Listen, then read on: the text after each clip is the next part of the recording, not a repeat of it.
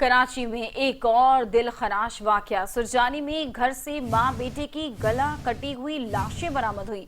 Police के मुताबिक घर अंदर से बंद था। खातून का गला कटा हुआ है, जबकि बेटे के जिस्म पर कोई और निशान नहीं मिला है। खातून का शौहर भी जख्मी हालत में मिला है। वाकये की तफसीलात के लिए इस बारे मजीद जान लेते हैं। हमारी नुमाइंदा शाइस्ता जैदी हमारे साथ मौजूद हैं। शाइस्ता, बताइएगा क्या सूरत हाल है? जी बिल्कुल, थाना सुरजानी के इलाके करीमी चौरंगी के करीब घर में खातून और बच्चे के कत्ल और शहरी के जख्मी होने का वाकया पेश आया है। खातून का गला तेज धार छुरी से काट दिया गया। पुलिस ने जो है वकुआ पर पहुंचकर आले कत्ल भी बरामद कर लिया।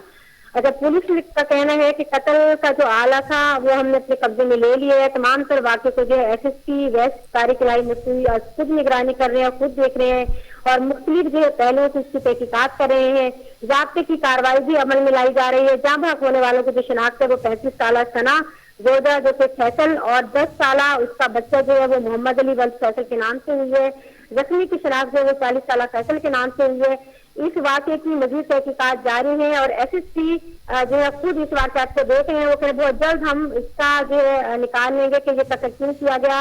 अच्छा, दूसरी जानिब जब अहले मोहल्ला से बात हुई तो उनका ये कहना था कि घर से शोर की आवाजें आ रही थी और हमें लगता है कि ये आपस में जो है लड़ाई झगड़े का मामला लगता है। और जब मोहल्ले वालों ने दरवाजा खुलवाया और अंदर खोल के देखा तो अंदर जो है खातून जो है वो जख्मी हालत में जो है वहां पे इस दुनिया से जा चुकी थी। उसके गले को तेज धार छुरी के जरिए से काटा गया था, जबकि जो शोर था वो शदीद जख्मी था और बच्चे की भी लाश बरामद हुई है। जी, बहुत शुक्रिया अपडेट करने के लिए।